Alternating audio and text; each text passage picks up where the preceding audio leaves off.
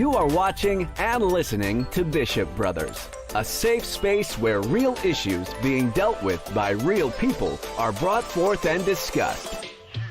Every week, the fire of love is lit as two 21st century bishops share the first century church message. Join and engage in the conversations, featuring grassroots interviews, book reviews, and God-inspired commentary. Here are your hosts, Aaron and John, Bishop and Bishop, Chief and Chief. But above all, they are brothers. Welcome aboard. Hey man, what's going on? Hey, there we are. There we are. Yeah. And both cameras working tonight. That's right. Yeah. Look at that. Look at that. Thanks for those who joined us by Facebook Live, Zoom, and it's not Zoom, but Facebook and YouTube Live. Shout out to my brother Bernard in Maryland, new home over in Maryland. God bless you, brother. Thank you for joining us. Thank all for joining us. And our special episode tonight dealing with a good subject. You know, it's a heavy subject, but it's a good subject as we close out our Black History Month celebration and focusing on the church and what's going on. But yeah, I think it's definitely a timely subject right now with the movement, if you will, to kind of revise history or maybe only teach certain portions of history because of feelings. And so this is definitely a time.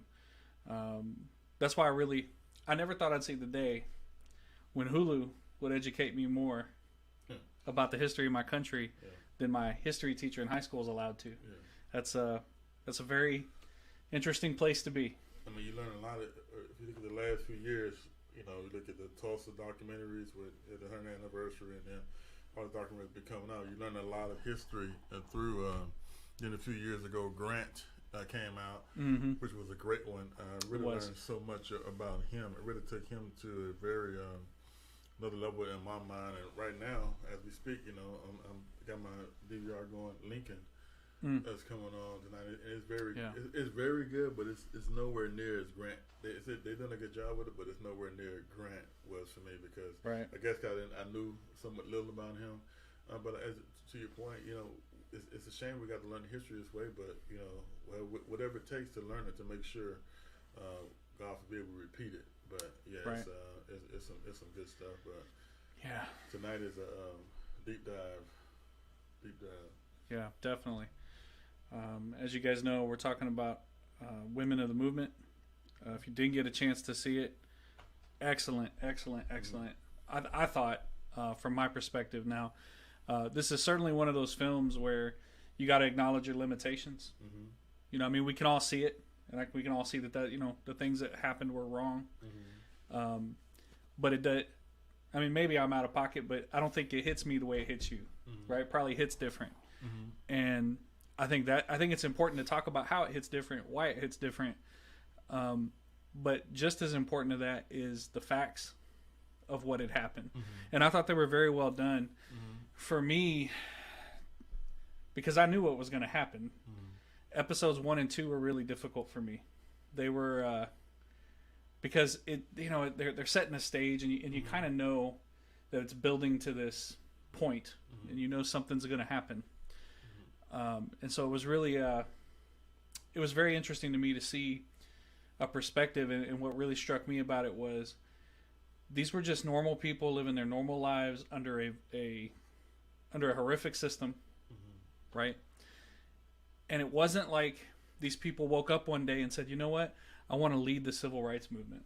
I want to take charge, and these people were just living their lives, and they got thrust into a situation. And I think when people get thrust into that situation, you really get a good glimpse of a person's moral character, of who a person is. And I will tell you, that's what struck me, especially in the first part, is just how this situation was thrust on. They didn't ask for this, right? They didn't ask to be a face of the movement or a woman of the movement. They became the woman of the movement. And so that just kind of took me aback watching the first couple episodes. Yeah, Mamie Till is a woman among women. If you haven't watched the documentary, I don't want to get away from you, but what was striking to me is how they did it. because it focused on, we it's easy to go to the murder and all that kind of stuff. We know what that is, and we'll get there. But I want to start when you look at it. They show you the birth. See, I like when I found things I didn't know. Yes. Yeah. I want to start how he was how he got here. He came here in a struggle. And I've done some more readings. I think he would be what we call special needs. Kid, obviously. And absolutely. So that took it to, I knew the story, but when you watch it, that's what people say. I was like, why you want to watch this? You don't know what happened. To find out because we make people like icons and legends and idols, and we forget these people are human beings. That's Even right. Emmett Till can become one. He becomes an icon. He was just right. No, look at her. Look at the struggle she had birthing him, going through. And when you remember, my wife was sitting on the couch and watching it. You can watch it now on Hulu. I recommend you watch it. It's streaming on Hulu right now. You look at the relationship and how it's building, and you want to just shout. I mean, this is not. You want to shout to that TV screen. You know he's going. Yeah. But because you're here because you're sitting here in 22. Yeah. Don't go. Right. You just, but you know he's going. Right. And you see how much she loved him and how much she really didn't want to go, but he wanted to go. We all been, mom, we've all been there. It was such a relatable story because we've all done things that our mom was, or our parent, whoever got in life didn't want you to do, but we wanted to do it, and they held their breath. They did it anyway, and this had to be something in a human that. Now think about us watching as a TV show, right? And we're gonna go on with our lives or whatever. But this woman had to live with that. That's right. We need to think about that. She had to live with it. I really didn't want him to go. I knew about the South. I knew about the condition she was going through. I know he really didn't know about it, and I let him go. And we know the result happened. Yeah. We don't want to even go. That's why I say she's a woman among women. We don't even want to go there. Right. We don't. Right. Let's just be real. We don't want, because can you imagine? We can't become the depths of, and I guess we're going to let the depths of her, imagining. I mean, think about the decision we made in life. I should have made Chief quicker. I did those little minute decisions. Yeah. When a life that you brought in, and then we see the struggle. That it took. That's what I mean by it took it to. Is that I know it happened, but when you see that part of the story, the thing that you didn't know, it takes to a depth like, man, he was a struggle to get here. Right. And obviously he's special. What we call special, and I think we're all special needs. But I'm just saying that's how we find. And man, she's a. I pray for that woman's soul every day because I just.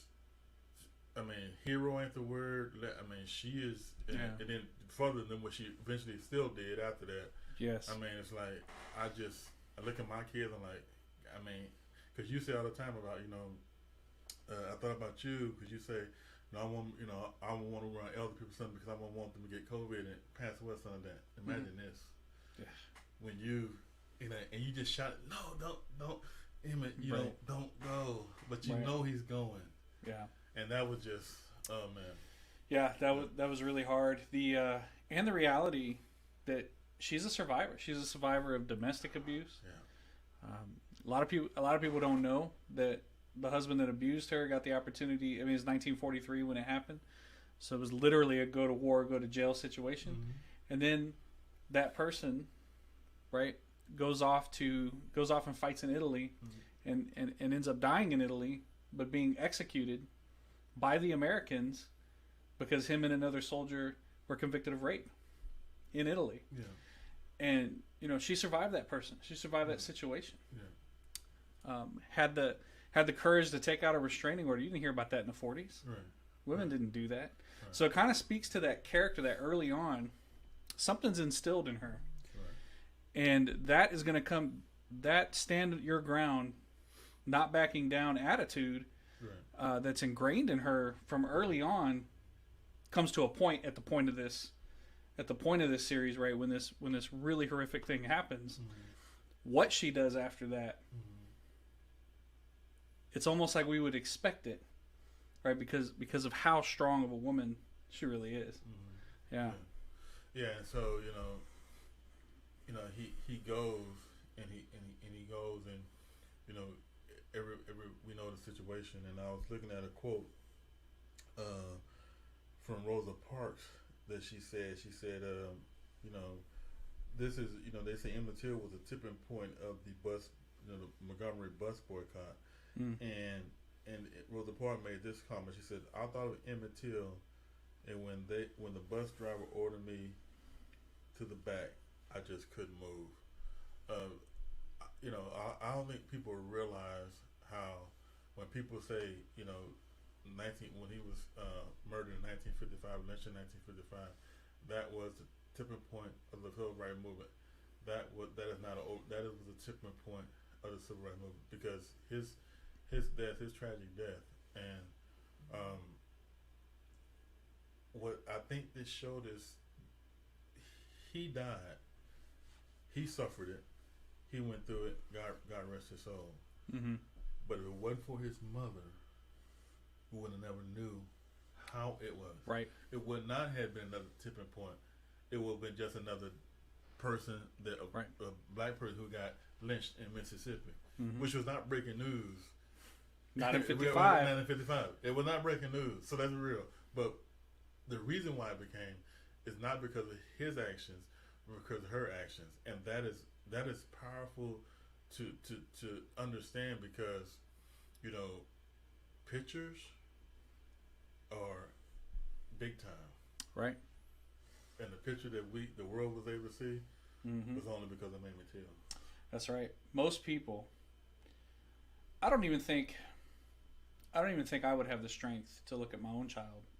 Oh God, yeah. Right, like that would be a closed casket if it was me. Yeah. But to understand, because this is a person who's been through abuse, has been through a system of abuse, right? Has systemically been abused by both the system and husbands. This is a person that knows the outside world has to see it to believe it. And for her to have the fortitude and the courage to look upon her own son, I got goosebumps. No, that ain't me. I couldn't do it. Yeah, I find this. I don't. I'm pretty sure you'd have asked her before. Some people won't go outside without their makeup on. Having makeup on. That's true. Now, here's what we can never understand: the depths of this woman. I tell people all the time. I'm making a sports analogy. I don't accept that one. That one makes. It's hard. There's very few people in history, in life, that becomes have. It only come from God. This God-given sense to, even in the midst of suffering, God help me say this, to be bigger than the moment. Yeah. That's something you can't script. Right. She didn't script this. She didn't say my son's good. But for some reason, and to me, I know. I don't care how many Bibles you read. All you Bible fools, I know you love your Bible. I know you love the Holy Spirit. Miss me. Miss me. Yeah. This is greater depths to understand that.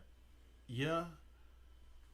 Like I said, I don't want to do this, but I even in this moment of unimaginable pain and desire, I got to be bigger because my son has to show the world something. Right. And remember, we're looking back at the story. She didn't know what was going to happen. She didn't know what the end results were going to be. But she had this God from. I can only. That's all I can rely on. It had to come from God to say, you know what, you need to show the world. How in the midst of suffering, we're not talking about her son, stubbed his toe. Right. In the midst of suffering, she still had the presence of mind to say, what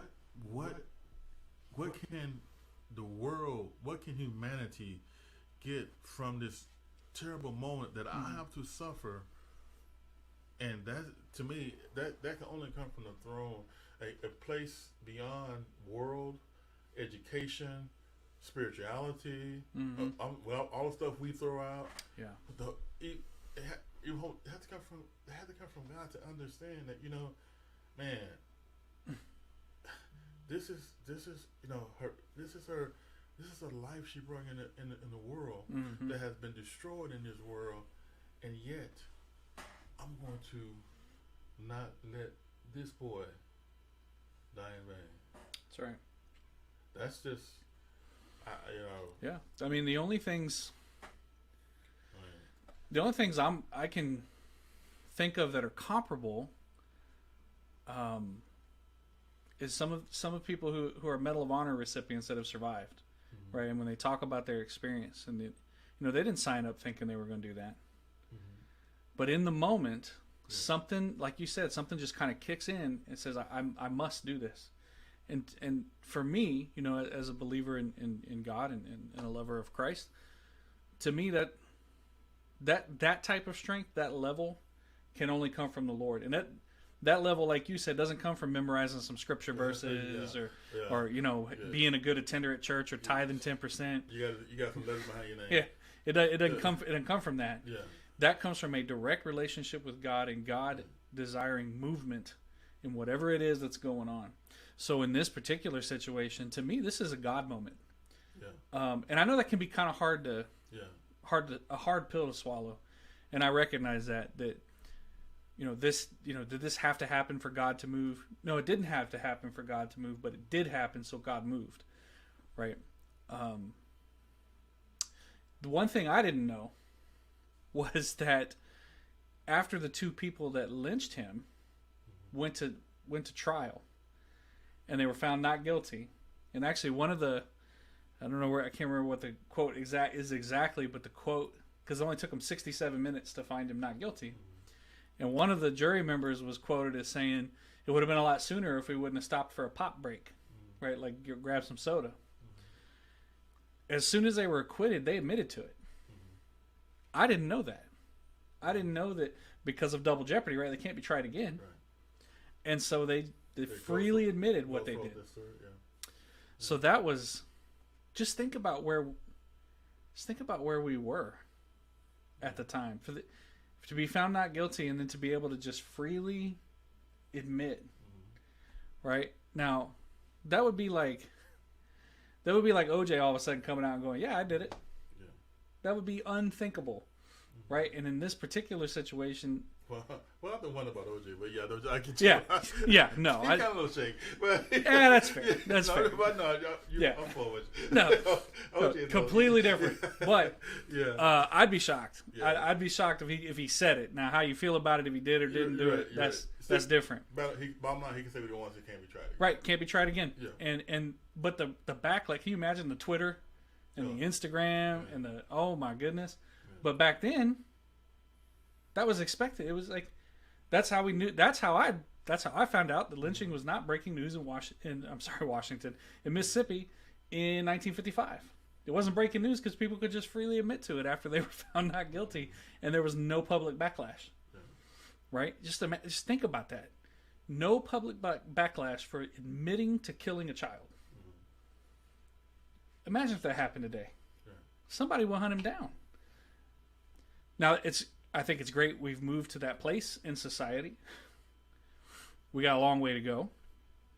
But that floored me that they would have the audacity to just freely admit it in print. Mm-hmm. Shocking. Here's what angers me when you're watching something like this. It's people don't have the ability to put. They sit here at 2022, and don't have the ability to put themselves in 1955. Mm-hmm. Here's my anger. So many people, when the show was live, were saying, "Why don't they call the police?" I would have fault them. Yeah. Take several seats. Yeah, no, you wouldn't. No, you wouldn't. A black person in rural Mississippi it wasn't no calling the police or 911. The structure of racism and white supremacy in that town was strict. You're calling the Klan. You're calling. Right. You have he couldn't put his hands on a white man. Are you serious? Yes, he could just come in your house like that. Oh yes. Yeah. And the notion that you can sit there in 2 and 2 and say what you should have done shows how ignorant and delusional you are, and that's disrespectful. And how uneducated. This man, you got to put yourself in that moment. Mm-hmm. It was no resource. It was no outlet. It was no calling. It was systemic, and this is why I say, people have never understand this systemic. How it's systemic, and I said about the bad barrel. It's the barrel that's bad. So, like you're saying about what they did, according to that, and how the jury conducted themselves, how they was you're in having a case about a terrible lynching, destroying a boy, and they're in the courtroom laughing and joking.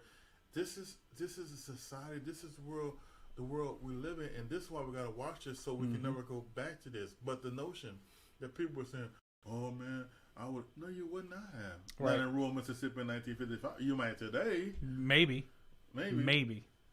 But you do have some sense of not. You can call the police, 911. That it was no option at all, in no shape, form, or fashion for that. Mm-hmm. Period. Yeah, there was no recourse. That's the point. That's why they could do it, because there was no recourse. Yes. They were the law. Yes. And so I mean, it's like, what are we talking about? Most rights should have done. What else could he wouldn't have came in my house and just took my nephew? Yeah, he would have. Yeah, he would have. Yeah, he would have. See, if we can't, we're talking about how we have to understand as black people and white people how our histories are tied together. Mm-hmm. Until we understand it and deal with that, we can't get past something, because it's like, okay, what was the motivation? I look at this, I think about this, I think about 1-6, the Stoneman Capitol. You were that angry at this so-called incident that it caused that behavior, or were you looking for a reason to conduct that behavior? Right. I mean, if you look at the pictures of this boy,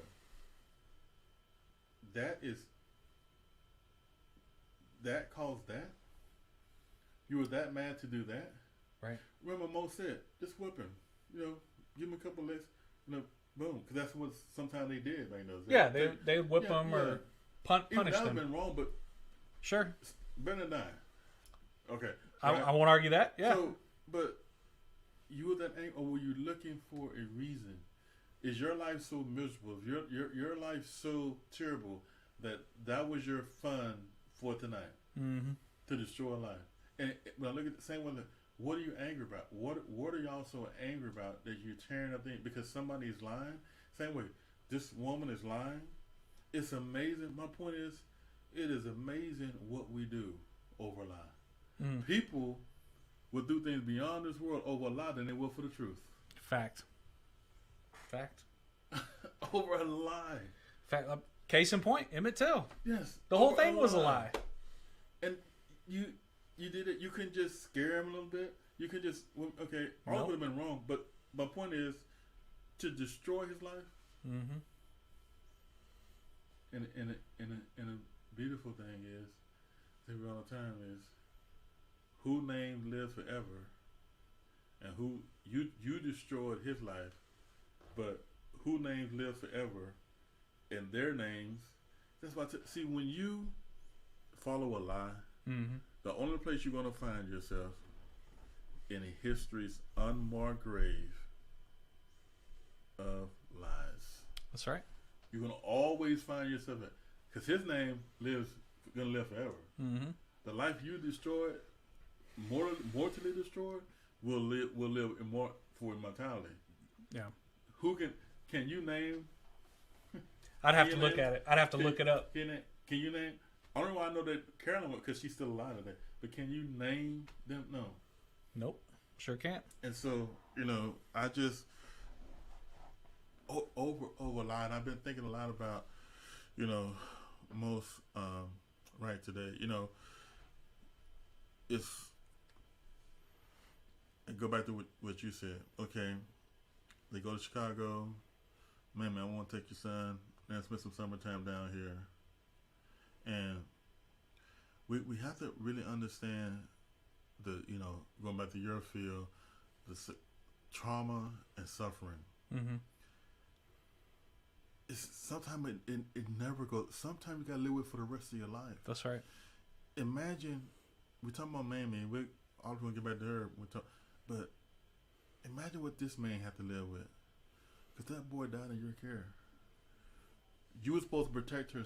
She sent her son under your authority and your care, and he ended up in that river, tied to weighted down by this big gin thing they put in there, gin fan or whatever it was. Mm-hmm. And she saw her again. That was in your care, in a casket. Yeah. Totally. I mean, imagine what he had to live with, and to have the courage in 1955 and stand up in open court and point to those two white men, which is I'd say white because that's to make the point, which is very putting your life on the line in 1955 in Mississippi, to say they did it. That didn't happen. Right. And then after it's over, when the media go home, everybody went home, most right have to deal with that for the rest of his life. Imagine how much he suffered. Yeah. Imagine if he's saying, maybe I should have done something. Maybe I should. Right. So you need to be careful, because this man got ancestors. People live in. Be careful what you said you would have done. Yeah. You're being disrespectful. You are, absolutely. You can't think it turns 2022, because this man had to live with that. Me and you watching it. Yeah. He had to live Right. with you gave me your son for my care, and he ended up in this situation. He had to live with that. That's right. So be careful when you say, you're being disrespectful to people. Mm-hmm. You're being disrespectful, and you're also being very traumatic. Yes. And we're really good at being traumatic in the church. Yeah. I mean, man, let me tell you, if you never had somebody go through a sense of school, we had a family at Chico where the mom and a baby were shot to death, and we're sitting in the church, and I hear people in the back. I lost my mind, but I could hear people in the back. I heard she was into drugs and that. Okay. Because a person is in drugs, they deserve to die? Right. No. But what's happening is you are now traumatizing the family. What if the mom's sitting there going, what right. could I have done? Right. This was my baby girl. I let her go down the wrong path, and now her and my grandson are dead. Mm-hmm. How words mean things, and when you open your mouth and you're not speaking life, you're speaking death. Words are never neutral. There's no such thing as neutral words. Right. You are either speaking life or you're speaking death. So it's easy to sit behind these cameras and TikTok and, I would have done this and I would have done that. Please. I can't believe people do that. Yeah. Okay. You talk a big game. Yeah. Right? But as the great prophet Jay-Z said, you would not bust a grape in a fruit fight. Thank you. So just miss me with the TikTok heroes. Yeah. Right? Yes. You never been in that situation. Yes. I've never been in that situation. I don't know what I would do. Right. Maybe I'd fight, maybe not. Maybe I think if I don't fight, yes, this is going to be okay. They're just going to calm down. I'm pretty sure that's what he thought they was going to be. Yes. And that's not what happened. Yes. But that's not his fault. Yes. That's the system. That's the society's fault. Mm-hmm. That's humanity's fault. That's right. That's right. Yeah. Where was the church in all this? We got to the colored Bible. Oh boy. I'm sitting there and I started. I'm like, okay, let's go to the courtroom. Okay, the case. First of all, before that, I was thinking, I teach criminal justice, and never been truer words. I always tell my kids, what's worse than a crime? The cover up, right? All right. I'm looking at you were trying to put this boy in the ground and not even allow his mother, not some friend, his mother, because you knew the outrage that would happen. But you were trying to keep this child and his mother from looking upon him again. Mm-hmm. I mean, they were trying to bury him. It is so systematic that they knew he was. They knew what they had done, and they were so guilty because they was trying to cover it up. That's right. That's just so disrespectful. And she had to fight hard just for them to bring their son back to Chicago. That's right. Thank God for strength, because they were trying to imagine if we had this picture. And I'm sitting here as a black man now, and you say it hits me different. The reason why it hits me different is because I know, unfortunately, he didn't have to get lynched for me to live life I live now, but I just hate that he had to even go through that, even to spark a movement. Yeah. We're talking about this had to spark a movement. Why does somebody have to, a 14-year-old have to suffer to spark a movement? Why do we look at that as a spark a movement? And yes, I'm a beneficiary of it, but why did he have to suffer? And why were you so inhumane? Mm-hmm.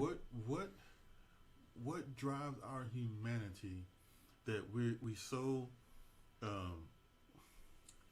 it's a case today, and this might sound gross, but it's just a point.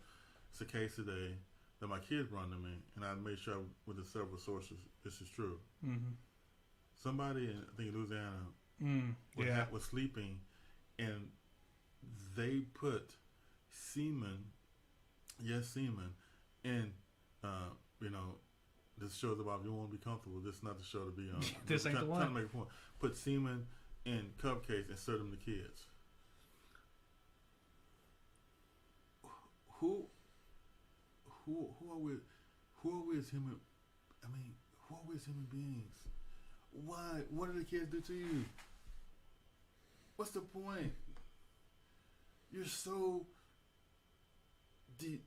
What word? I like just throwing words from, because then we get you can. Yeah. But what, I don't know. I don't know if there's a word for that. Is it bestiality? Are we human beings? Or are we Why are you doing that to kids who have nothing to do with your life? Kids are human beings that look to us to protect them, and you're feeding them this. And by the way, for your own sick. What did they do to you? For what? Like, what are you getting out of that? Yes, and by the way, animals don't do that. So I know a lot of times we're like, you're acting like an animal. That's disrespectful to the animal. Exactly. Animals don't do that. But this is what we do. So when you look at what happened to Emmett, what drives hate? Hate is such a what drives hate so much that even if he did, which I do, to kill him, to destroy him, to mutilate him, to make the boy unrecognizable, and then you do it over lie. But even if you hear me on this, even if it was true, that your action was totally just overkill. Even if it was true, completely unnecessary. People get lie, but even if it was true, true. Okay, what you gonna do? That's the answer. That's the result. Yeah. He will slap a white woman. So make him, torture him all night and make him unrecognizable, and then try to cover it up, and then get acquitted for it. That's the response. You're talking about. Yeah. To me, it's power. Yeah. This is what power does. We can't deal with people. People can't handle power. Frank Herbert. And for me, the way this show hit me was, and I hear a lot about, especially in the news, about white guilt, and we don't want our kids to feel guilty about something they had nothing to do with. Mm-hmm. Okay, let's just be real for a second. Did I have anything to do with Emmett Till's murder? Right. No, I did not. Does that mean I'm now absolved of feeling that when I hear about it, read about it, see it, that I shouldn't feel guilty that a whole group of people had to go through this at the hands of people that look like me. Yeah, I feel a little guilty about that. But that doesn't mean I'm a bad person. Right? That tinge of guilt hits me, and it makes me think, in the here and now, what can I do to make sure that never happens again? Why can't we just own that? Why can't we just... I don't know why I'm looking at you. People. White people. Why can't we do that? Why can't we just own our history? It happened. There's no erasing it. There's no, as much as you want to try to pretend like it didn't happen and not teach it in high school, you can do that all you want. Hulu will keep pumping out bangers, right? And we'll get all our history from Hulu. Never thought I'd say that. We'll just continue to get our history that way. But at some point, we have to look at that and go, okay, this happened. Let's own that. It happened. And I'm very sorry it happened. That's terrible, right? What can I do now to make sure that never happens again? You know what you don't do? Not say anything. Or just keep quiet. Or because, I guarantee you there were a lot of people around this, a lot of people that look like me, who didn't agree with what they did. Didn't agree with what they did. But silence is compliance. They said nothing. They did nothing. And so this was acceptable and this happened. The people on the peripheral, I can't change the minds of the people who want to beat people to death. I can't change their mind. Power's infected their brain. I can't do anything for them. Who I'm speaking to is the people around it. Because if you watch that happen and you're not willing to do anything or say anything, this is where the problem is.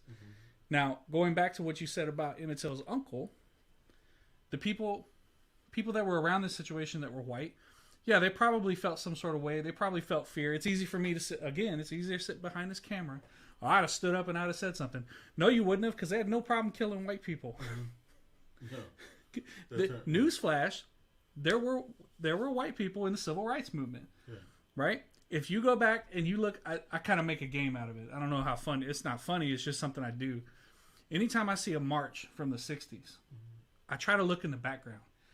And I always find white people. Right? That's because this isn't a race thing. This is a supremacy thing. Right? And there have always been white people who have had the courage to stand up. But they will kill them too. White supremacy is colorblind when it wants to keep itself in power. It will kill anything and anyone. Right. Doesn't matter your color. For that, it's very equal opportunity. It will kill everyone to stay in power. Unfortunately, in the 50s, Emmett Till was in the way. And so Emmett Till was murdered very horrifically. And unfortunately, throughout most of our country's history, black people have been in the way. So black people have mostly been murdered. Those that have been brave enough to stand up as white people have faced some similar fates. But we're never going to know any of that if we don't teach it. And to me, Emmett Till, we should honor what happened here because Mama made it a teachable moment. This was a teachable moment for this country that came at an extremely high price. It is a teachable moment for this country to look at and go, wow, that should never, ever happen again. Right? And if we can't have the courage to hear about that in the history classroom, we're lost. I can tell you as a black person, because to your point about guilt, here's what I can tell you as a black person. Black people do not want white people today to feel guilty. That's not what we want. Mm-hmm. What we simply want is for white people to understand that the history was what the history was. Yes. And just empathize with it. Not feel guilty about it and just understand this is what happened.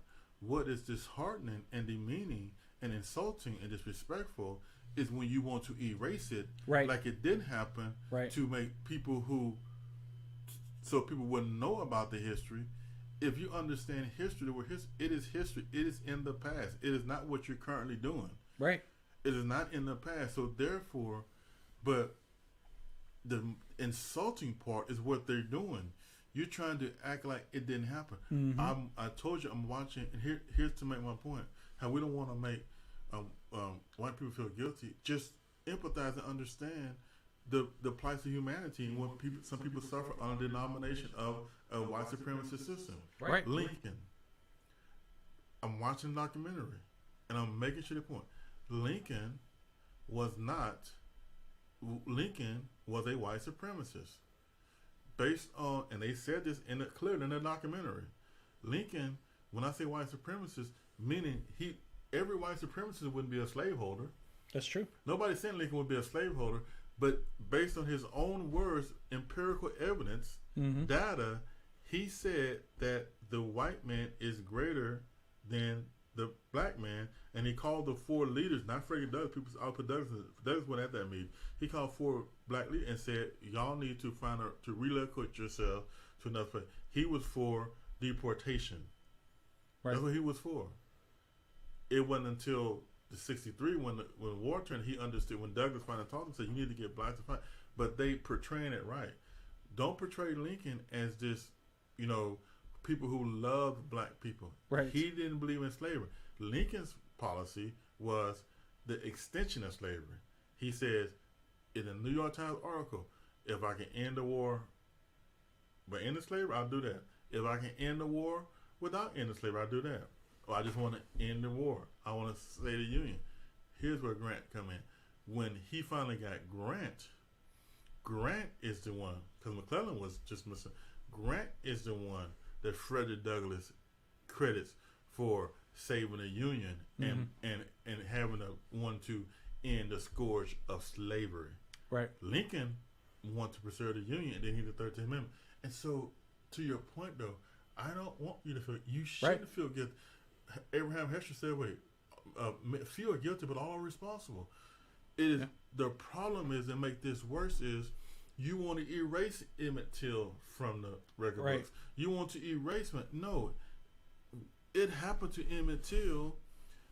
This group of people did it. The privileged group did it. This is a caste system. Let's talk about it and own it and destroy the caste system. But because we will never talk about it and own it, we won't deal with it, and that's why we have a problem. We don't. You are not guilty, for you never known Emmett Till. Right. Why would you guilty?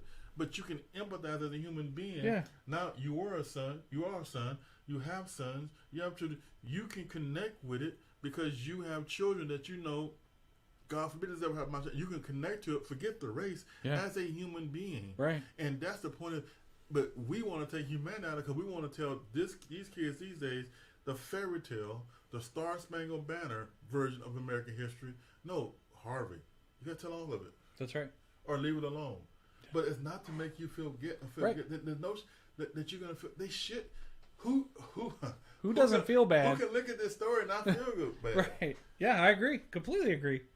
I mean, I look at the Civil War. I feel bad because all the people had to die. Right. Over slavery. Right. That's what they died over. Over this section of the country wanted to keep slavery. Yeah. I feel bad. That's right. But hey, will I want slavery? No. Absolutely not. I feel bad y'all had to go through that, but I'm not guilty of it.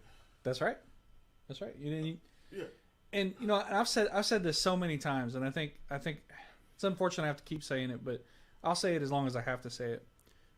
There's not a black person on this planet that has ever told me to feel bad for what has happened in the past. This makes no sense. No one has ever told me you should feel bad because you're white. Yeah. No. What I have been taught by some wiser, older people, all races, is that you have to acknowledge history. Yeah. You have to own history for what it is, the truth of what it is. Are we a great military power? Yes. The United States, we served in that military. We are a powerful country, right? And in some aspects, we're a pretty good nation. In other aspects, we got a lot of work to do. It's this idea of we were perfect past, perfect present, perfect future. This country's not a deity. Only God is perfect in present, past, and future. This country cannot be. And if we're not going to own our history wholesale, we're going to take all of it.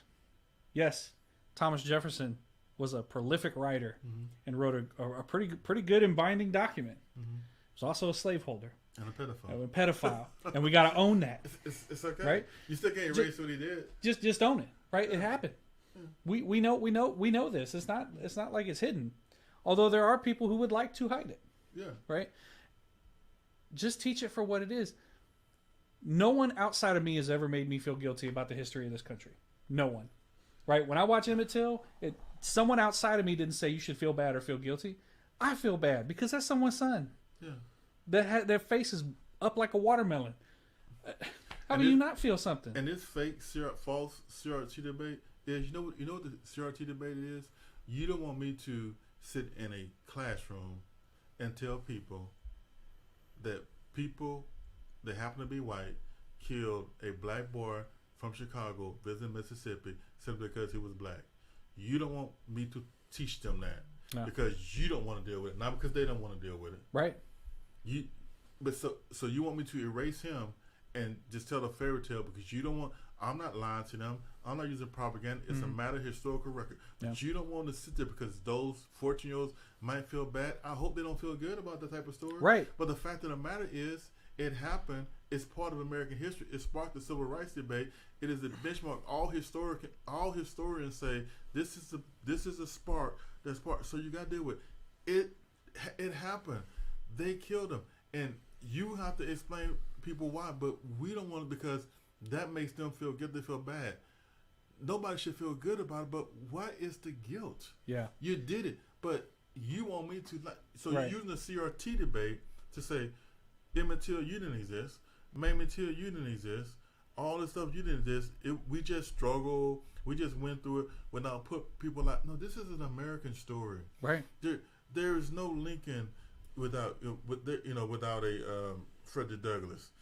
All these people had contemporaries that pushed them to heights beyond themselves. So therefore, what sparked the civil rights movement? The nice version of the story now is Rosa Parks sitting on the bus. No, the murder of Emmett Till, the lynching of Emmett Till sparked the movement. She says in her own body record, I was thinking of Emmett that day. Yeah. And I said, not today. Not today. I got the wrong person today. Yeah. Nah. And so, what made Mamie Till do that? I think it was their actions. Think about it.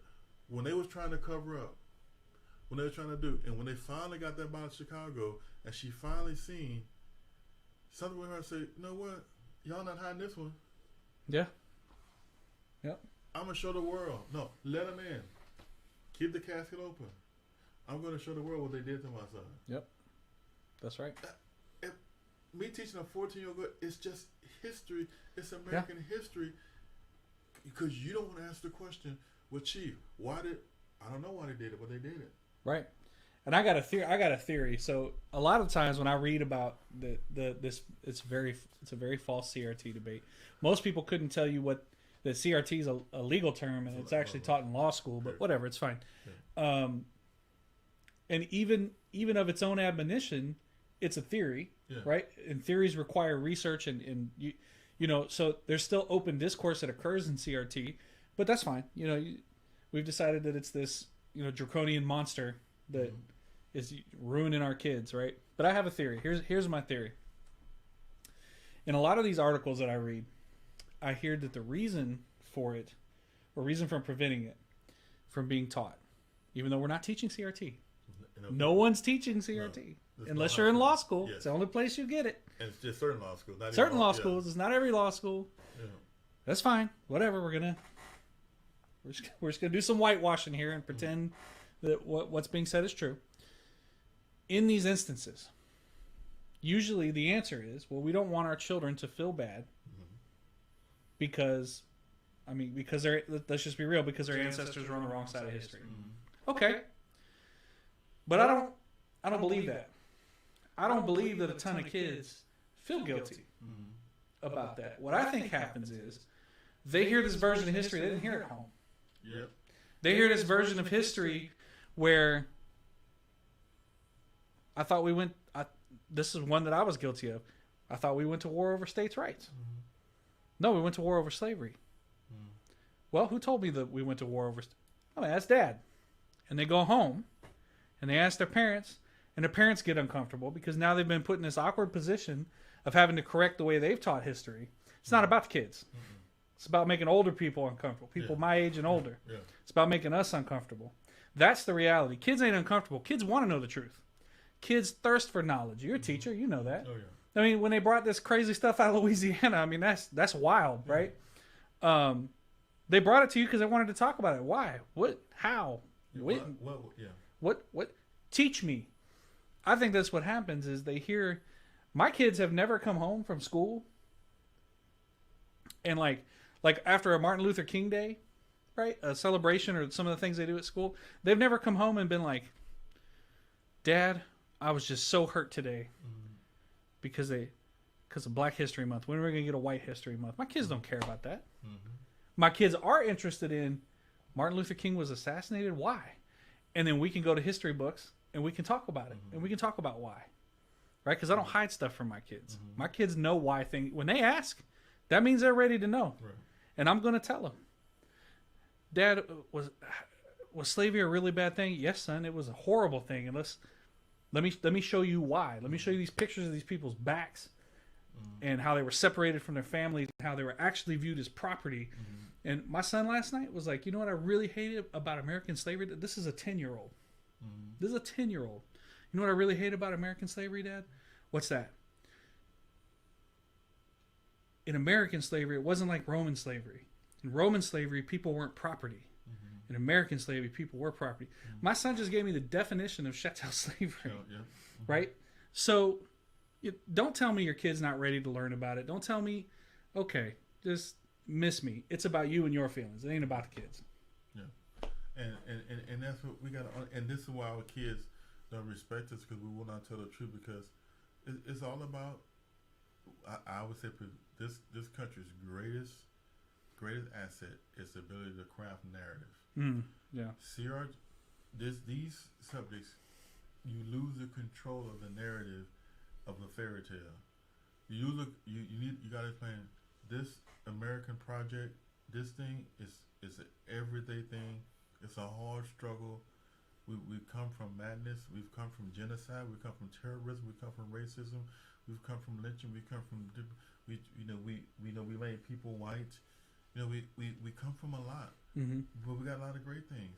But we got to tell the whole story, right? And we got to understand that the reason why, I know we got the reason why I understand the reason why that I have what I have is because of the courage of a person. And I watched an interview of her at the end of her life. Right, I think it was like a couple years before she passed away, and they asked her. She said, "Have you ever got over it? Have you ever got?" And that's why I'm trying to. We need to be careful when we tend to get over stuff and move on. You need to watch that nonsense. You need to be careful with that. And she said, "I never have." Yeah, how could you? Say, but I'm living. He said, but I'll never. And she said, I never will. Even though, yes, I'm famous and he's, hopefully taught in history books. But she said, it's something that can't be healed on this side. It's right. It's just, and I deal with it. And then now think about this woman asking this question. When she's asking that question, she knows that Carolyn Bryant never paid one price for it. Think about that. So insult to injury. She never spent one. She lived her life, raised her kids, and today as we speak, she's free as a bird. Never paid one price for it. So how can you get past it? Right. Because the people responsible for it never was held accountable on this side. And so I just, the word admiration don't qualify. I don't know how I feel about it, but I know I don't have a word to define her. I couldn't thank her enough. I wouldn't know what to say. I wouldn't know what to say to her. But I just, as a person with kids, as a person who teaches kids every day, I look at 14 other day. I mean, why would I take that kid? I'm about to show that I'm looking at 14. Why would I do that? No matter what they did wrong. So they cursed me out. Right? So they call me N-word. I'm trying to be real. Yeah, and that's way worse than whistling at you. I kill them? I'm thinking about this in my mind. Chief, I'm just trying to be real. Okay, well, not like it. Right. Well, do what I got to do. Yeah. But it was nowhere near. Come on. I'm just trying to be in my. Let me take them to the barn and call my friends up. Let's drink and let's just. And then, we messed up a kid. Let's throw him in the river tonight. It's like, what do you do? He called me N-word. Okay. That's what we're dealing with. Yeah, that's exactly what that is. Because so you know how the power does. I understand it, but I'm just trying to make the point was this is what we're dealing with. Yeah, and if you think something like this could never happen again, that's why we're doing this. Yeah. Maybe you were under a rock during 2019. Yeah. But or 2020, right? Had someone not have had the courage to film George Floyd, we wouldn't have known about that. It would have just been another allegedly the cop did this or allegedly the cop did that. No, we got to see it because again, another teenager stood up and did what my generation couldn't do. All of that, I would say this. One, church, we got to get better at dealing with trauma. You got to get over it. Just give it to the Lord. Those are tropes, and they're ridiculous. People don't just get over the murder of children. If you do, let me be the first one to tell you as a licensed therapist, you are psychotic, and you should either be on medication or in an institution. That's not healthy. It is not healthy to just get over murder. So, it's one thing to forgive. It's another thing to reconcile. Right? And I don't have to reconcile. I forgive people because I don't allow them to have control over my life. So I forgive them to get them out of my life. That's what forgiveness is for. That's why God mandates forgiveness. You know what he doesn't mandate? Reconciliation. Right?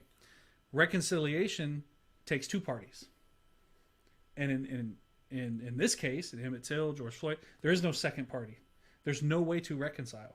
So when a person comes to your church and your answer to them is, well, that baby that died in the womb, you just got to give that to God.